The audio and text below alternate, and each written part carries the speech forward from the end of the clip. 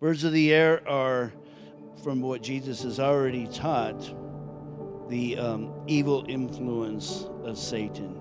Remember Matthew chapter 13, verse 4, as he sowed, some seed fell by the wayside, and the birds came and devoured them. So he's kind of already used this. And I think as you study in parables, if you want to get them correct, if you want to interpret them correctly, you need to take the same, when Jesus tells you what something means, then you need to take that and apply that throughout the parables.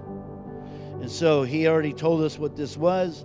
When anyone hears the word of the kingdom and does not understand it, then the wicked one comes and snatches away what was sown in his heart. This is he who received seed by the wayside.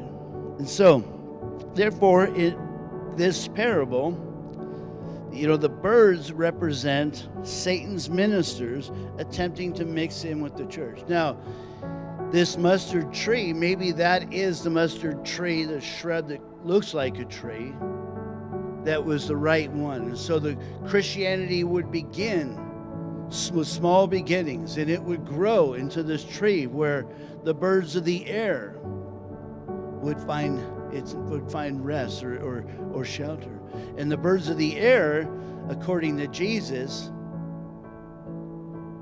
are the ministers of Satan. So the interpretation, I believe the correct one, is the truth that he's trying to tell you, which is in context with the parable of the wheat and the tares, right, that we just studied last time, and it's in that same section, is that the birds of the air represent the evil. We have to be careful. As the church begins to grow, we have to be careful to guard ourselves from, trying to advance the kingdom with worldly principles.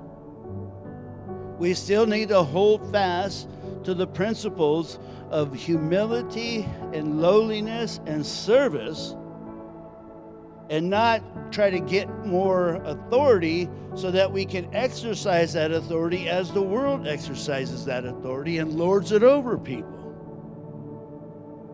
When we try to force our agenda on people through maybe legislation rather than by the preaching of the gospel.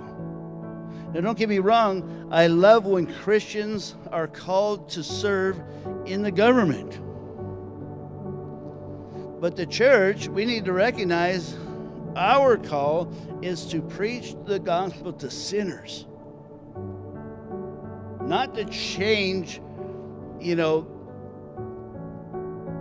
politically. That's not our goal. That's not what we set to do, how things happen politically. Our goal is to minister to individual people the gospel of Jesus Christ. And as that grows and that takes up, maybe it can influence more of the government. You get what I'm saying?